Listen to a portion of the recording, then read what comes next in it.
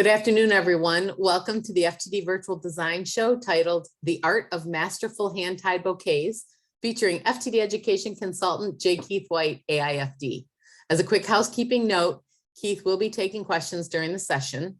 If you have a question for him, simply type it in the chat box in the toolbar at the bottom of your screen. All right, let's get started. Welcome, Keith. Thank you so much, Janet, and welcome everyone who joined in early and the people that are still joining in as I start to speak. And this afternoon, I'm coming to you live from Houston School of Flowers here in Houston, where I'm an associate instructor. And we do several things here at the school, of course, teach hand-tied bouquets, from preparation classes to advanced classes. And I must say it's a pleasure today not only to be doing a webinar for everyone that has tuned in via the internet and Zoom, but also for a handful of actual limited amount of students here with a live audience. So I get the best of both worlds today in presenting this program, not only to the live audience, but to, again, education that is so important in our industry to understand. And with the masterful art of hand-tying bouquets, I have to look back at my past of how I started out with hand-tied bouquets. And I really want to say in the realm of things that we have done over the years, and I've done over the years, was when I lived in San Francisco, it was very common to do hand-tied bouquets as customers walked into the store. They would pick and choose different flowers, and we would literally make up hand-tied bouquets, wrapped bouquets, hand them off to that customer. So it became an everyday thing. So many people forget about doing hand ties as just part of their routine of everyday work. If it's to be dropped in a vase, wrapped in paper, any kind of thing you can come up with as far as doing maybe the word sustainable, how that plays an important role also in hand-tied bouquets. And we have to look at how hand-tied bouquets are the mechanics of them. And when we're looking at beautiful flowers such as fragile flowers like anemones or even tulips, it's how to do those flowers. Do we do a spiral where we have a particular binding point, or we do parallel stems? So with the anemones, I would highly suggest, or fragile stems, using a parallel system where all the stems are parallel to each other. That way, it's not crossing each other in that spiral method, and you can continue to hold the integrity of the fragileness of the stem. You can do simply a piece of tape, the waterproof floral tape, to bind these together, or one of the other methods, depending on materials that you have. Be careful of small wires or fine wires, but you can also use the bind wire just to wrap once or twice around. Avoid at all costs zip ties or tie wraps that could really do damage to any hand-tied bouquet. When you're doing the parallel method, it becomes really very contemporary. Look, if you're doing this for someone's home to merely drop into their vase, that was another thing in learning the hand-tied method, was how people were going to utilize those materials when you're actually doing them and placing them in someone's really nice container. So it's a way to drop it in, called drop-in hand-tied, and into someone's container. Remember, fragile flowers, be cautious of the radial hand-tied, and maybe just go with the parallel system of hand-tying those bouquets.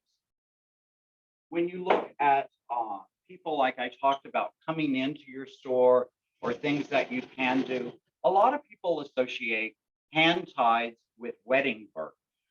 Yes, of course, we do hand-ties and wedding work quite often. But one of the things that I'm talking about is how people can come in, pick and choose floral materials. Today, I've chosen some of the proteaceous material, the Queen Protea, stalk, leucadendrum, wax flower, and a little bit of the lemon leaf to create a coloring. What I always look at is the flower choices that you have. And when you're working with larger stem flowers, such as the proteas, what I'd like you to do is, and one of the methods I've learned best, is to start out with your larger stems first. You can tell the size and scale of each one of these flowers, that you have some smaller ones and then some larger ones, but also look at directions of flower choices and how those fit perfectly into the radial format when you're designing. And once again, all flowers are put in my hand, radiating out through the central point. I'll be able to show you a little bit closer up. When you start the parallel system, everything is parallel. In the radial system, everything goes at one angle and continues at that same angle. So I have all my larger blooms in first, then I'm going to set in my leucodendron. I placed it in there. If I want to place in a little bit further down or around the bouquet, I simply give it a twist. Then I place in the next material, hold my hand here. I always, for me, I'm right-handed. I will turn it towards me. I work in my left hand. I place another one in. I once again give it a turn and place the next one in. Again, all the stems still, I talk about parallel. These stems are still parallel to each other, but as I rotate, they create that spiral in the bouquet. So I'm going to continue adding the leucodendron to the bouquet. Once you master the art of hand-tied bouquets, you'll be able to maybe not make as many spins, and it becomes very, very natural that all the stems start radiating out of the center. So this technically is a radial type of design in stem placement. Now all of our stems, you can see, come out and radiate out of what is called the binding point. That's where my hand is being held to secure all the flowers in my hand. So that binding point, so many people with hand ties want to go up too tight. If you lower your hand, you'll be able to open the bouquet up a little bit more and let the flowers have a little bit of breathing room to them. We're going to go ahead and add in this fabulous stock that it's like an antique mauve. It's one of those things I saw in the cooler and it's like, oh my God, gotta have this for this bouquet. Not only does fragrance play a part in bouquets, but again, line materials and form flowers, different things that people might pick and choose. So once again, the stalk, very straight stem. You can see how now in here, the stems come parallel to each other. I'm holding the bouquet and I'm giving it a quarter rotation in my hand in order to put the next piece of stalk in the bouquet. You can see how all the stems come out. Once again, the binding point. When you do have all your materials prepped, that is the key thing for hand ties, is to prep all your materials. So you'll be able to make slight adjustments in the bouquet. I'm going to go in and I have a filler flower called wax flower. And the wax flower, once again, has a really nice fragrance. So even in what could be classified tropical, meaning with the proteaceous material, we'll be able to also add in that wonderful fragrance that's so important in floral design in order to have it. One thing people realize too with hand tied is, yes, you can go ahead and maybe make one or two little insertions in the middle if you need to add in a touch of filler flower. Try not to add too much to the middle part of the bouquet because this could hinder your radial fashion. Once again, I'm going to spin the bouquet towards me, keep coming towards me, and I'm going to do a collaring and all the salao has been pre-prepped, so the lower leaves have been removed from it. That way, I will have the ability to make these adjustments in the bouquet itself. So bringing up flowers, you'll be able to literally precisely place all the materials where you want. So a lot of times people are so concerned with the look of the top. I'm always so concerned with the radial, the binding point, and the balance of the bouquet when I'm doing this. So I'm just going to add in the last couple of pieces of salao, and I'm going to take bind wire this time. I learned to do hand ties with what is called wax string or jute, but you can take the bind wire. This is doubled up. I'm going once, twice, and all the way 3 times around. Give it a nice twist, and your bouquet is secure. I'm going to trim off. You can see the base of the bouquet all evenly. This will create what is called a standing bouquet, that the bouquet can be balanced. And that's what I'm talking about when I'm doing the radial part of the design and how bouquets can balance themselves. When you're doing a handout, meaning someone's carrying it out of your store, papers have been a phenomenal reoccurrence these days in wrapping bouquets. So this particular one, I'm going to layer in a couple of the pieces of the paper, some craft paper, and then even as floral designers, this can be tied up. I have a great assistant who's helped me for many years here. Her name is Elizabeth Stover, CFD, and I always say, people love flowers just to give them. And for real, this is her birthday today, and she's here helping me. So happy birthday, Elizabeth. Thank you.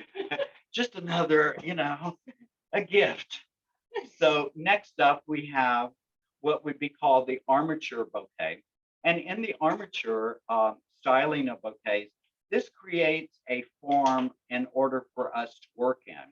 This particular armature or structure was created out of the Oasis rustic wire, the spools of wire that have been out for many, many years now, but it's how to create these armatures. This one's fairly simple. After the program, if you have questions about exactly how to make it, you start out with 2 pieces, but I can get into more detail about it. I just want to show you how armatures can be incorporated into hand ties. So many people want to use other types of wire, other decorative items. I find that creating my own creates my own artful piece, and it can't be duplicated by others. It becomes my own signature piece. So I have today to place in here a little bit of garden kind of look to it. The kale, some lavender roses. Once again, the flowers are placed in through the armature, which also helps separate all the materials.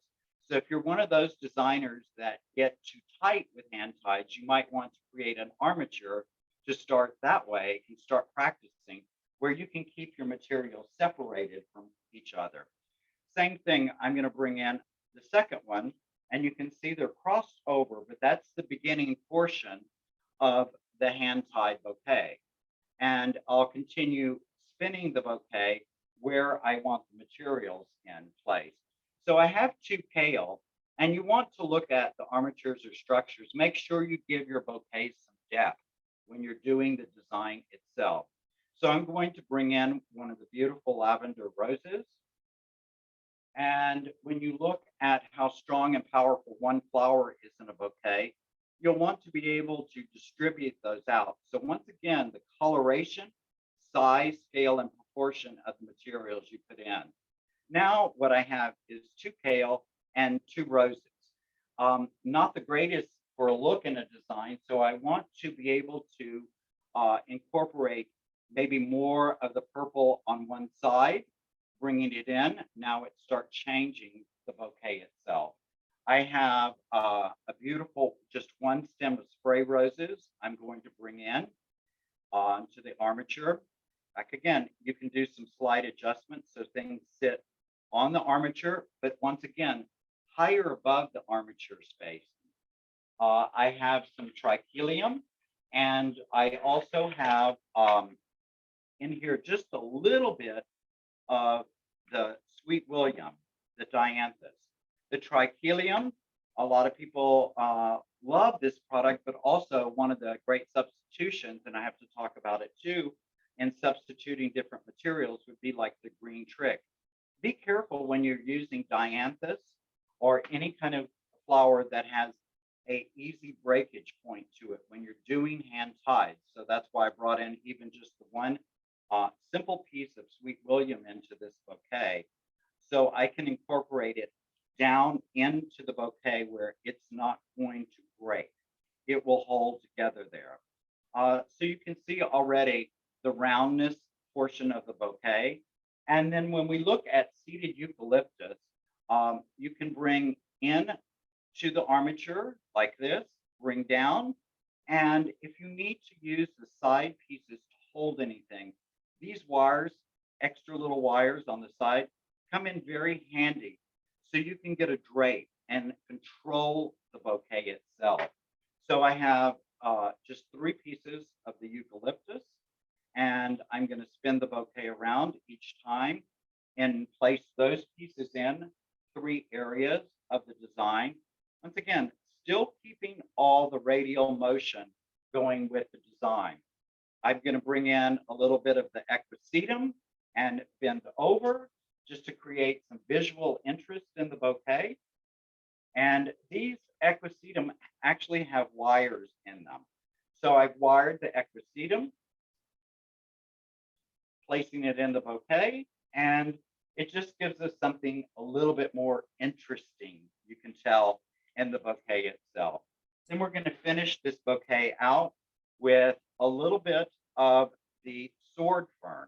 The sword fern is going to add to the delicateness of the bouquet, all the flower choices, but also what's going to happen, we have such a powerful state of green, and it's like the world can't get enough of green. So this bouquet really has a lot of greenery, different types of foliages in it, or different types of floral materials that have that coloration of green that's going nowhere, let me tell you. So with this particular bouquet, I've incorporated now all the materials. It's very casual in look, and we'll do the same thing. We'll bind it off with the bind wire and tie it off, cut it off, and then merely place it into a container, or if you want to place it into your vase, you can use it as a drop-in. So I'm cutting the stems off at the base all evenly, and then we have your tied bouquet once again. Awesome. Thanks, Keith. We've got a couple of questions, and just reminder to make sure you're holding everything so we can see everything clearly. Gotcha. Samantha wants to know, how would you offer this to a customer? Where she works, we mainly do presentation bouquets, and she would love to start offering these, but she would be the only one doing it for the holidays since she's the only designer. With the armature bouquets, you can make those ahead of time. That's the beauty of an armature, is they can be pre-made. And I want to show you the next one, and I'll hold this at different angles so you can see. This is actually 3 pieces of birch branch that you might have from the winter time. To me, it's year round. It's the 3 pieces of birch branch. I've cut off the top portions where all the twigs are. I've used those as my handle, and I've created an elongated armature. So the sky's the limit on size and shapes that you can do with this. And I say to with the question is, go ahead and present this out in your store. It's that thing, if you don't show it, you can't sell it, or if you don't promote it and get used to using it, you can't sell it. So just keep that in mind with what you're doing. When you're looking at the hand tied in an elongated fashion, I've chosen some brightly colored flowers today for this.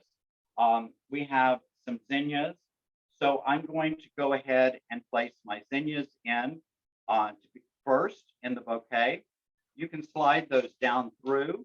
Again, I'm not going to prep as many of the foliages off the lower portion because I want to keep the foliages intact on this particular one.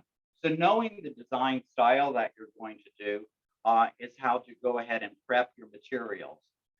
Back again, I'm turning the bouquet because I want to keep the stems radiating out of the design. I'm placing these in where the armature actually becomes what is called the support system, where they will just gently hold the flowers in place and also keep those flowers where you want them, but also give them that technical support, I call it, when you're having fragile flower stems like zinnias. I'm going to bring in all the zinnias first into the design, and then I'm going to place in maybe the next material. So now I have all the zinnias in the design. You can tell, hopefully, they're all at different levels. They're all looking at different directions within the design. I have a ranunculus. Butterfly ranunculus are very popular now. This particular one had a couple of good laterals to it, so I wanted to incorporate that into this bouquet. So even that one ranunculus, when we're looking at spray roses, the floribundas, the larger blooms and great garden type varieties that are out there, I'm going to incorporate just a couple of those into the design, bringing those through the armature. Yes, you can go ahead and re-support some of the floral material that might be a little bit too close to the bouquet itself, meaning the armature.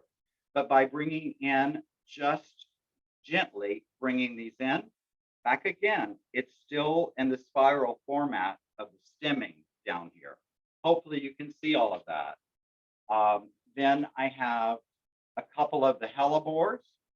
We're going to tuck those in. Those are going to be our elongated portion of the bouquet that gives us the length that we need. So you can see how this almost becomes like a trellis of fresh floral garden cuts. I'm bringing in one more hellebore on the opposite side. So I'm spinning the bouquet all the way around. We'll bring that hellebore in there and tuck it in to the armature, being very careful with the different blooms that are going into it.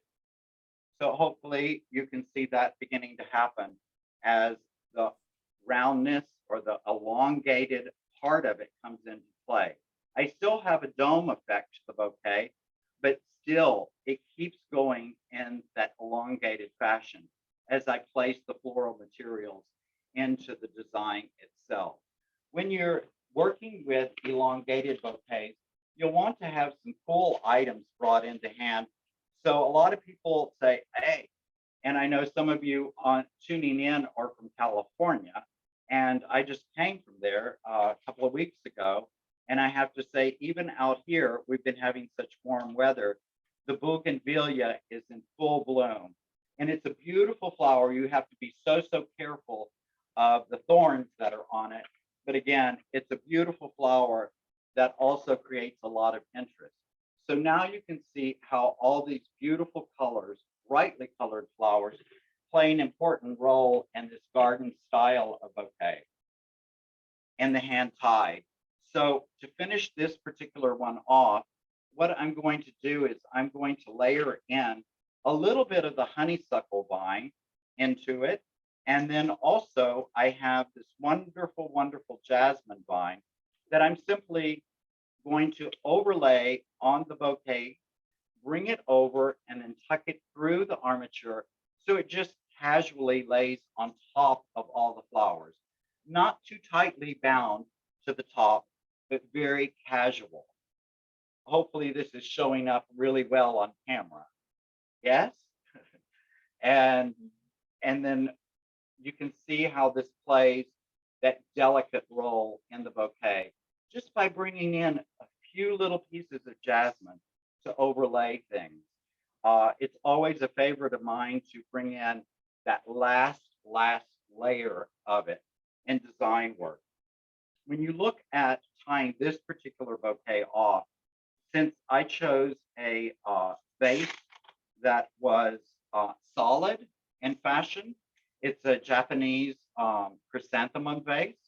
And with that particular vase, I'm going to be able to cut the stems much shorter, and it gives us a whole new twist. So I'm going to take here and I'm going to go ahead and cut off. And a lot of this has to do with the actual armature branches that are holding out. But I'm going to take clippers and just go ahead and clip off a few more pieces so I know it's going to fit directly in my vase.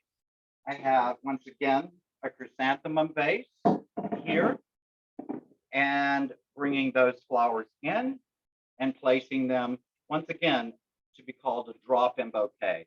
You can see the elongated style. It's very narrow in fashion. This would work great in numerous locations. Once again, if you don't show something like this or be able to incorporate these armature stylings in different shapes, then you're going to have issues, meaning you can't sell it, but if you show it, most likely you're going to be able to sell it. And this does take a little bit of practice, and practice makes perfect. After the numerous years of me making hand-tied bouquets, it becomes secondhand or a very natural aspect to me as far as all the floral materials going in, all the different levels, all the different facings of flowers that go into this design. Keith, we have questions. Yes. So,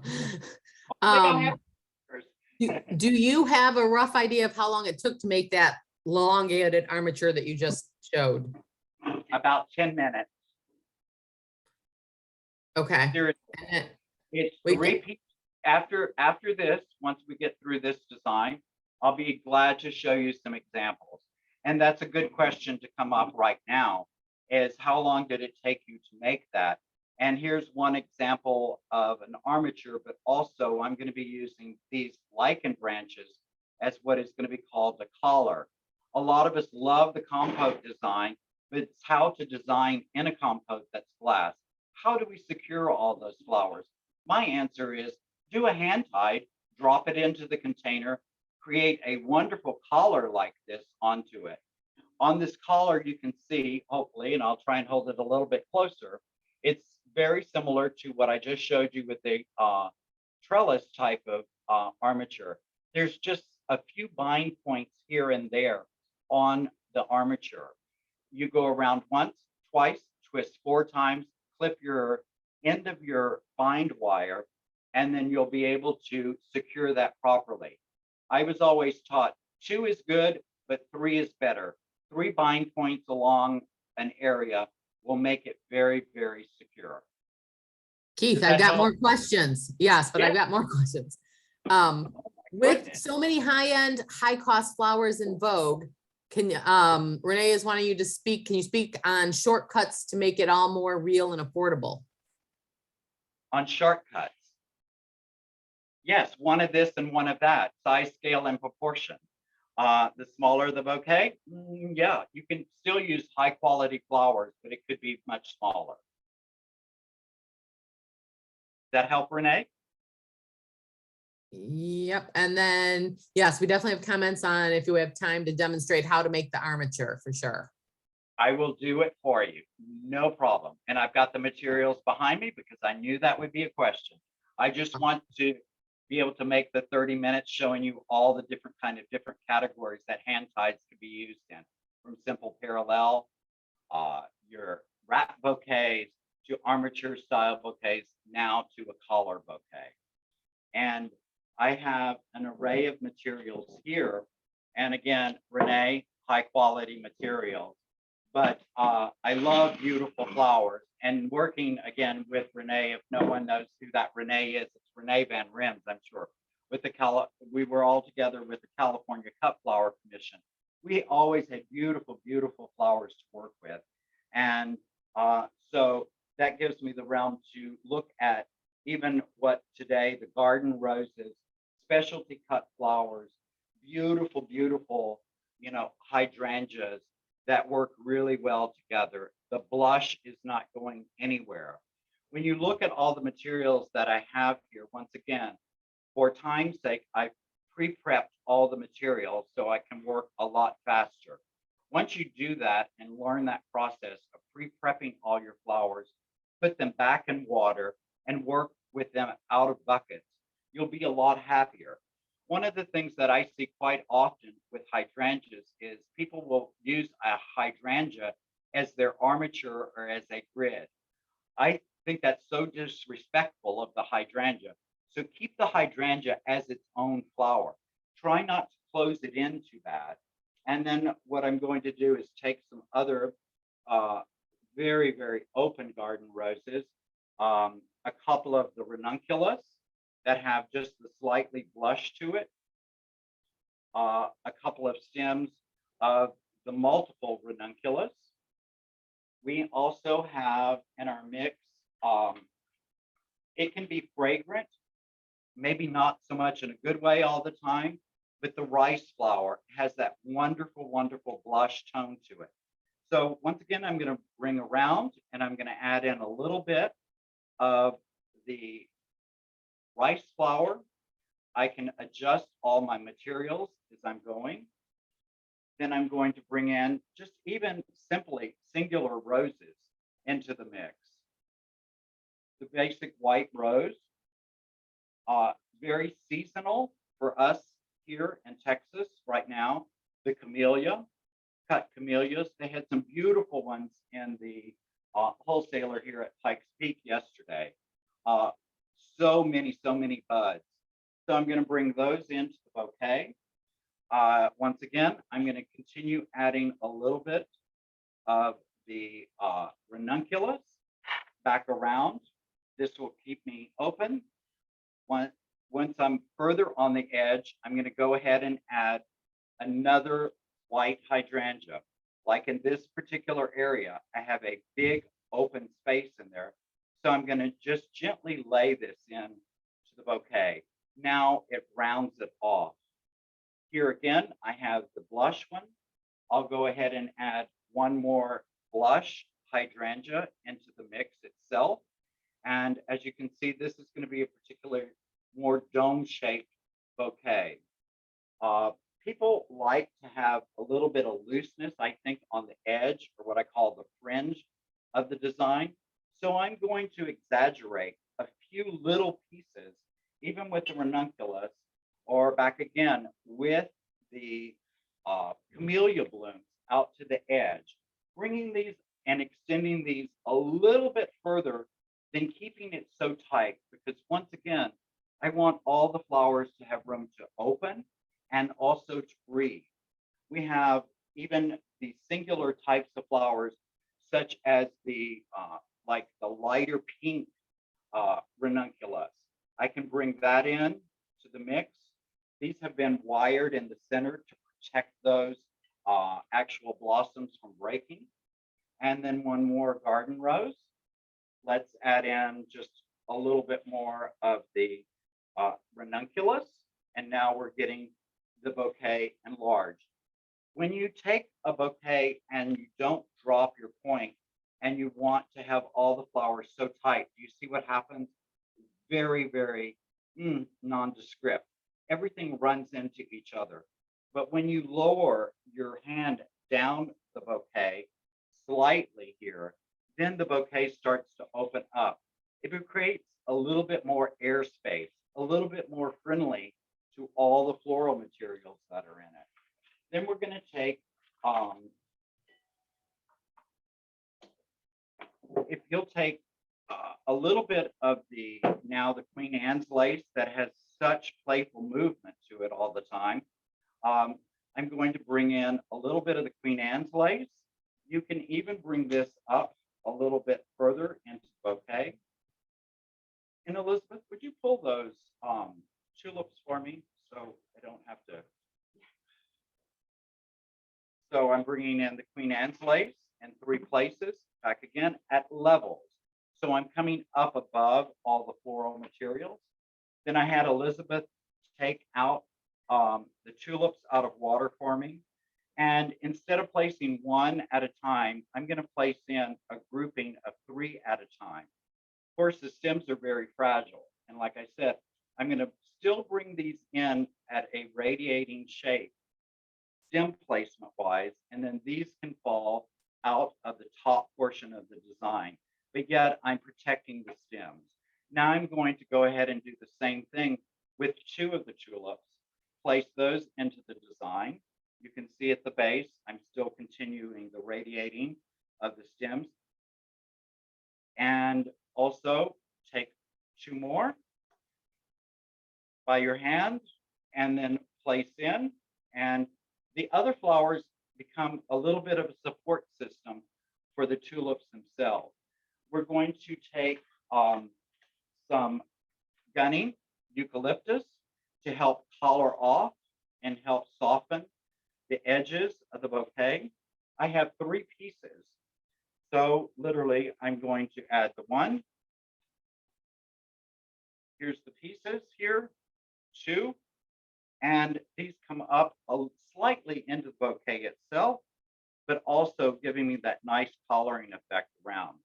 But the goal to this bouquet is to have it as literally a drop-in bouquet. I'm going to make a few slight adjustments here, bringing a few of the materials up, giving everything its own little space to open up even more. The tulips you can see are playful, dancing around in the design. And then I'm going to take, being from the South, right, Texas, some people consider it the South. I consider where I live pretty much the South. Might not be Georgia or the Carolinas, but we have magnolia here. And a lot of people want to say, oh my God, I'd just love to have magnolia up north. Well, we consider it tree weeds. Texas-sized tree weeds here, grows abundantly. So we have great access to magnolia. But with the magnolia foliage, the beautiful brown undertones and the darker green really, really do accentuate this pale, pale blush palette that we have. Then I'm going to take a little bit of the honeysuckle vine, once again, like I did on the other one with the jasmine, and I'm going to incorporate, bring the stemming through, hold it in my hand, bring a little bit more in on the side edge, bring some up here, tuck it in to the bouquet. I see where the stemming's coming through. Back again, I'm still bringing it down to the radial pattern of the design. Placing in here.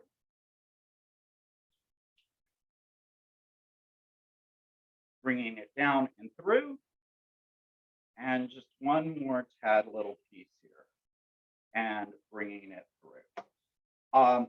I'm going to take this and tie this particular bouquet off now, make a few slight adjustments. I'm going to be using the waterproof tape once again on here. Here's the reverse side of the bouquet. I'm holding it down slightly where my hand is holding it is where I'm going to place the tape. You can go once, twice, 3 times. This tape is very, very secure and really will hold your bouquet together. I have no problems with it. The easy or one-tip chew with that is if you reverse it, you can add ribbons to that design. If this is intended for a bridal bouquet, it's very easy to adhere the ribbon to it. Back again, I'm going to take this and I'm going to cut this all to one length and bring in just a little bit.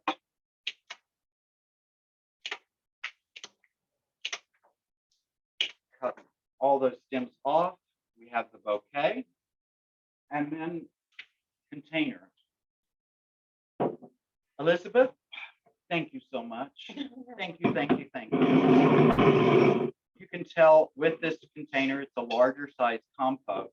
When I made the actual coloring for this, I cut out 1 or 2 branches right out of the center area of this so that when I place the bouquet into the container itself, it slides easily right down into it.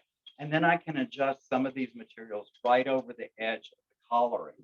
And you can see how that happens to be, you know, just one of those, oh, wow, bouquet moments when you do accentuate it, not only with the collar, but it's another way it's going to be very secure and transportable, even in a large glass container. If you want to go that one step further, if this was done for someone's home, corporate, or event work, and you wanted to create even more drama to the bouquet, these could be added in as an after fact, yet these could be added in part of the arrangement itself in a hand tie, but I think you'll be able to get a little bit more control when you're actually putting them in afterwards in the design. So I'm going to give this one a little bit of clip. And I want to thank Mother Nature for the strong winds we've been having. I didn't have to go harvest these very far. I just had to look out in my yard, and there were lots of branches available to me. But this gives you that nice new look to design where the branch materials are literally free flowing out of the design itself. So that's it. I have a lot to show you, I hope, today, and all different methods of hand tying bouquets. And again, thank you, FTD, for your continuing sponsorship of not only the webinars, but throughout my career as a designer and being able to represent the #1 wire service company. And again, for education that I believe in so much as a instructor at Houston School of Flowers and the numerous programs in the past through FTD and state and regional partnerships for education. And it looks like 2022 is going to be a great year because we have a lot of things ahead of us booked with education for FTD. Again, thank you for joining in today. Appreciate your time. And again, watch it again on the web, ftdi.com university, and you'll be able to repeat this and then see how maybe I did these step by step again, group by group again. But here Keith, I we've am. got questions. Yes. We have questions. Okay, come on. So any tips? They're looking for tips on keeping the hydrangea from wilting, especially in a handheld bouquet. To keep the hand tides from wilting, my #1 thing to use with hydrangeas is I will always buy fresh. I buy high quality hydrangeas, and also with the hydrangeas through Texas A&M, a study was done numerous years ago with Jim Johnson, and those hydrangeas were actually cut, dipped in alum, the spice alum. You cut the stem, take the jar, dip them in, and then place them in warm water. I leave hydrangeas out of the cooler for many, many days and maybe never refrigerate because they will continue to open. And if they're fresh, they're good quality, and you do the allium or even a hydro dip treatment to them, they will continue to last you really well. One of the things, again, it could be a regional thing. Also, we have very high humidity levels here in Houston. So even leaving those out, I've always had good luck without refrigerating hydrangea. All right. Do you have a guess on the retail price of that one you just made? I always have to say, is it here at school? Did I have to FedEx things in? Did you fly me somewhere? Am I staying at the Ritz-Carlton or at the Days or the No-Tell Motel? No. So I think when you ask those questions about price, you need to seriously look at your business management skills and how much your labor is costing, how much your supplies are costing, the labor that goes into it. Again, something like this that might take a designer hours and hours to figure out how to grid something, I can make that armature in less time than they could probably put a tape grid on top of there. It all holds the bouquet securely. It becomes another decorative element. It becomes another support element in the bouquet. So I would just really look at your business practices and your markups that need to go with pricing. Consider all the pricing has gone up and including shipping costs. So take that in account and I want to say, be careful pricing out future orders, future weddings, future events, because the prices seem like they're continuing to rise. So don't tell someone an X flower is going to be $3 a stem 6 months from now, and 6 months from now, that flower might be $9 a stem. So be so cautious on what's going on, because I'm getting even this past week from school, the flower costing from Elizabeth, from Breen's Floors, the retail pricing, also from Pikes Peak about the climb. We always know there's a climb in pricing around this time of year. But again, be very cautious of your business practices and your markups these days, and include everything that goes into the bouquet. Awesome. I think that looks like that's all the questions. Just lots of great comments and thank you for all your gorgeous work. Everything was gorgeous. And if Elizabeth's getting to take that home for her birthday, then she's one lucky girl. Yeah. Well, she's a lucky girl because she got flowers. You know, florists love flowers. You know, when people give me flowers, I don't know if they're intimidated or not, but I love to get flowers. So I hope Elizabeth enjoys it. So I guess, you know, she had her cake, that proverbial thing, she had her cake and ate it. And now she has her flowers, but please don't eat them. Enjoy them for this whole week. All right. Looks like we're out of questions. Thank you everyone for attending. We appreciate it. A recording will be available on demand on the FTD Mercury Network Florist YouTube channel. That link will also be sent out when we send the post survey. The link will be right there, so you'll be able to access that. And for more education programming from FTD, visit ftdi.com to register for upcoming free webinars and design shows, as well as viewing past education programs such as this on demand. Thanks, everyone. Thank you.